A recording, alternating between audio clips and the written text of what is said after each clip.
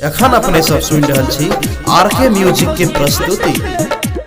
अखन अपने सब सुन रहल छी कंचन रिकॉर्डिंग के भक्तिमय प्रस्तुति। उठा के दौड़ा माथ पे चलू भौजी घाट पे, चलू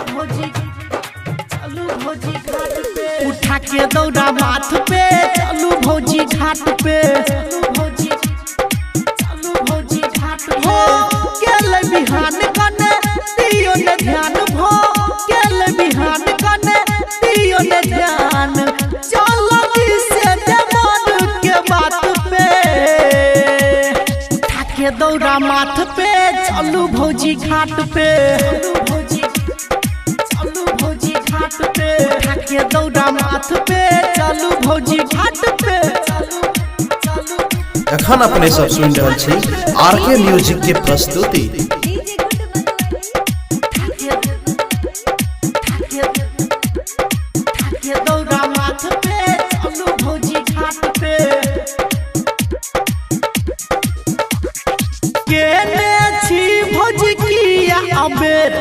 बीतल जाई छै अरघ के बेर, बीतल जाई छै अरघ के बेर। यही केने छी भौजी किया अबेर, बीतल जाई छै अरघ के बेर।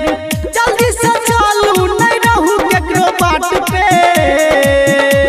उठा के दौड़ा माथ पे चलू भौजी घाट पे,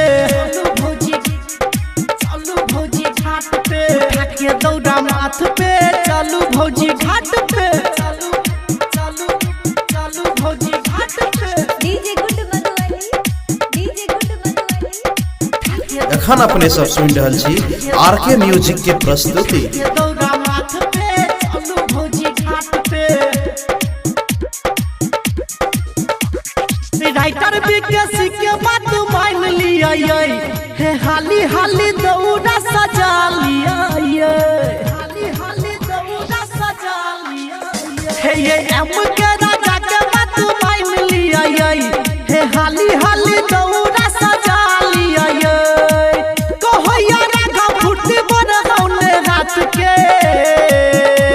उठा के दौड़ा माथ पे चलू भौजी घाट पे,